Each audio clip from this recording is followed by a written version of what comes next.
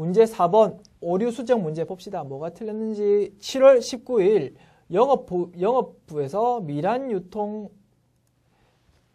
대한 미지급금을 결제하기 위하여 이체한 금액 281000원에는 송금수수료, 판매관리비에 해당하는 송금수수료 1000원이 포함되어 있대요. 자, 7월 19일 분계 볼까요? 7월 19일 일반 전표 입력 봐야 되겠네요. 부가가치세 신고하고 상관없는 내용이니까 7월 19일 여러분 보면 이렇게 입력되어 있는데 이게 전부 다 미지급금으로 준 게 아니고 1000원은 수수료래요. 그러면 이걸 280000 고치고요. 1000원에 대해서는 수수료 비용을 인식하면 되겠네요. 수수료 비용인데 판매 관리비에 해당하는 831번을 입력하면 되겠다는 겁니다. 됐죠? 이렇게 입력하면 완료. 두 번째, 8월 15일 현금으로 지급한 운반비는 전액 원재료 구입과 관련된 운반비용 33,000원 부가세 포함된 금액이래. 자, 으로써 스피드 용달로부터 수기로 작성된 세금계산서를 받은 것이었다. 즉 키워드는 뭡니까? 구입과 관련된 운반 비용이래. 그러면 뭐 해당 자산의 원재료의 취득 원가로 처리해야 된다는 거죠. 그리고 우리가 세금계산서를 발급받은 거래요. 자, 우리 8월 15일에 현금으로 단순히 지급한 것으로서 우리 일반 전표 입력에 입력되어 있을 것 같다라는 겁니다. 근데 알고 봤더니 세금계산서를 발급받은 거래요. 즉 부가가치세 신고서와 상관이 있으니까 일반 전표 입력이 아니고 매입 매출 전표로 옮겨 적어야 되겠다라는 거죠. 자, 8월 15일 날 봅시다. 8월 15일 날 일반 전표 봅시다. 8월 15일. 자, 이렇게 입력되어 있다는 거죠. 운반비 33,000원 현금 이렇게 입력되어 있는데 이게 알고 봤더니 운반비가 아니고 원재료 취득원가로 처리해야 되는데 무엇보다도 부가가치세 신고를 통해서 우리 매입세 공제 받아야 되니까 매입세 공제 받아 먹어야 되니까 여기 입력하면 안 되고 매입 매출 전표 입력에 매입 매출 전표 입력 메뉴에 입력해야 되더라는 거죠. 이걸 일단 삭제하자고요. 삭제하자. 그리고 매입 매출 전표 입력을 열어서 몇 월 며칠입니까? 8월 15일. 8월 15일 입력해서 유형은 뭘로? 우리 50일이지. 50일 당연히. 그리고 33,000원. 공급가액은 그럼 3만원 더 적어야 되겠네. 3만원. 그리고 부가세 3,000원. 그리고 공급처명은 스피드 용달. 스피드 용달이고 전자세금계산서는 안 받았죠. 종이로 받았다고 했으니까 이건 부고 넘어가고 혼합해서 원재료 부가세 대급금 여기까지 맞다. 그러면 결제를 뭘로 했냐? 우리 현금으로 줬다고 했나요? 현금으로 지급했다고 했습니다. 현금으로. 그러면 현금 이렇게 입력하면 되겠다라는 겁니다. 완료. 입력 완료. 수정 완료. 됐습니다. 3번 9월 23일 제조부서 직원을 통하여 확정급여형 DB형 키워드 나왔네. 확정급여형 퇴직연금에 가입하고 보통예금에서 800만원 이체했는데 회사는 DC형으로 보고 뭘로 처리했겠습니까? 퇴직급여라는 비용으로 처리했겠죠. 그거를 퇴직연금 운용자산으로 고쳐주면 되겠다. 그죠? 그러면 9월 23일 일반 전표 입력 보면 되겠네요. 9월 23일 일반 전표 입력이 이렇게 입력되어 있을 거라고. 이걸 뭘로? 그냥 퇴직급여 아니고 퇴직연금 운용자산으로만 고쳐주면 되겠다라는 겁니다. 됐죠? 그러면 입력 완료 됐습니다. 자, 결산 정리사항 뭐가 출제되는지 봅시다. 1번 원재료 제공품 제품에 대한 기말 재고액 제시됐습니다. 그러면 수동결산 아니고 자동결산으로 우리 처리하면 되겠네요. 결산 자료 입력 메뉴 열어서요. 1월부터 12월 자, 열어서 자, 제시된 재고금액 넣어주면 되겠다는 겁니다. 원재료 3380000 원재료 3380000 그리고 제공품이 7010000 제공품이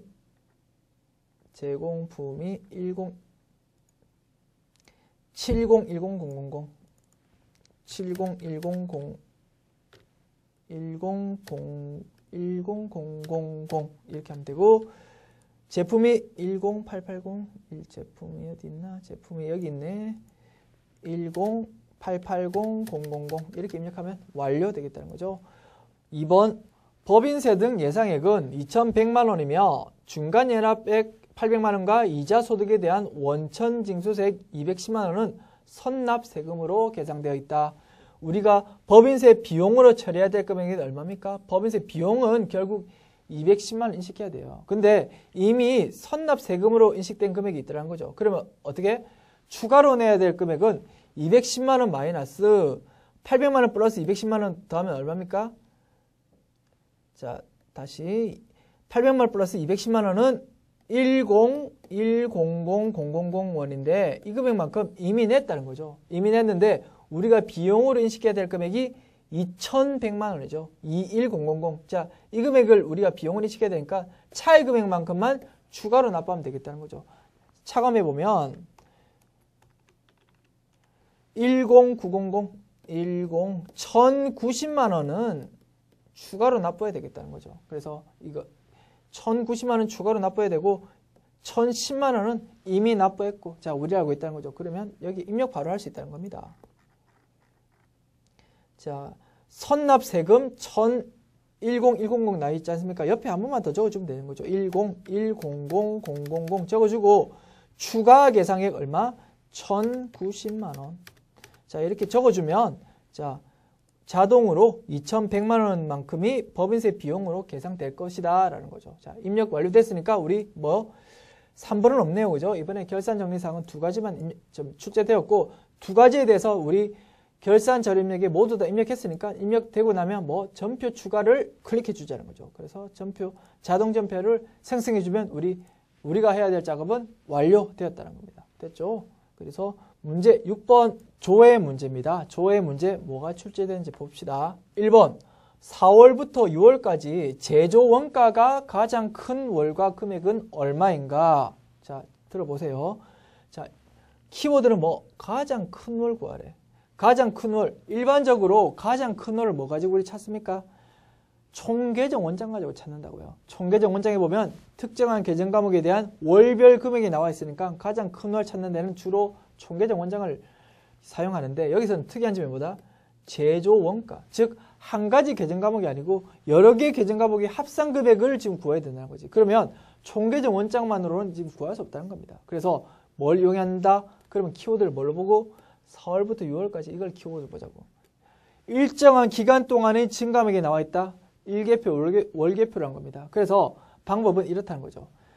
4월에 대한 일개표, 월개표 열고 5월에 대한 일개표, 월개표, 6월에 대한 일개표, 월개표 열어가지고 각 월별 변동금액 우리 알 수 있죠. 그러면 일정 기간 동안의 증감액이 나와 있는 게 일개표, 월개표니까 그러면 그 중에서 세 개의 여러 거 중에서 제일 큰 금액, 큰 달이 언제였나 우리 확인해가지고 답변하면 되겠다는 겁니다. 됐죠? 이런 스타일이 요새 자주 등장하는 것 같아요. 그래서 한번 눈여겨보면 좋겠습니다. 자, 일개표, 월개표 열어서요. 4월. 자, 월개표로 그냥 사용할까요? 4월 연다. 그래서 우리 원하는 게 뭡니까? 제조 원가 이겁니다. 제조 원가. 4월달 얼마였다? 7760800이었고요.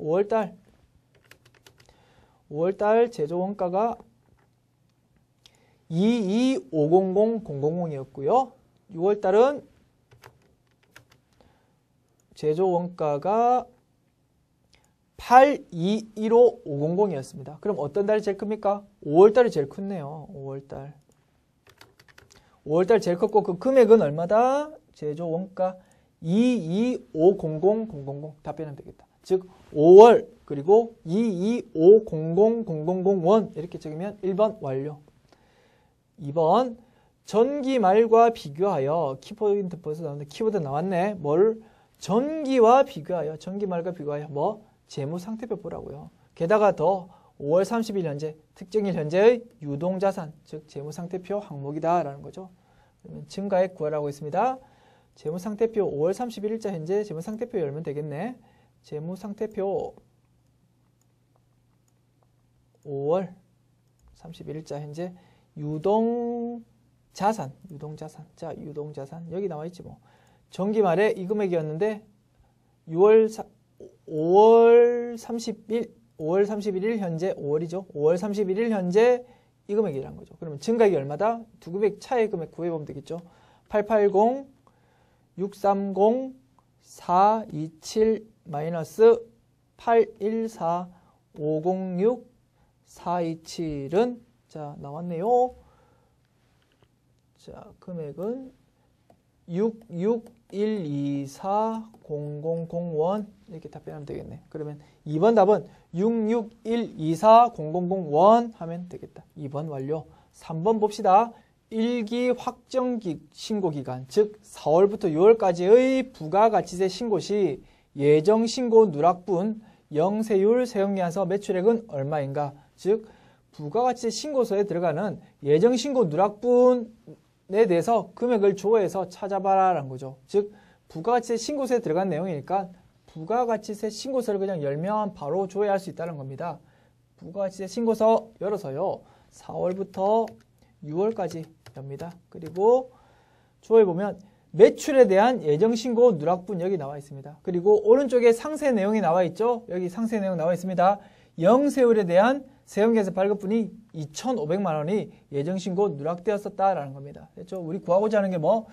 부가세 신고 시 예정신고 누락분 매출 누락분 중에서 영세율 세금계산서 매출액, 그죠? 세금계산서 매출액 중에서 영세율 세금계산서 매출액을 찾아라. 바로 있다는 거죠. 2,500만 원 있다는 겁니다. 그래서 답은 3번 답은 2,500만 원 이렇게 입력하면 완료 되겠다는 겁니다. 그래서 3번 완료 되겠습니다.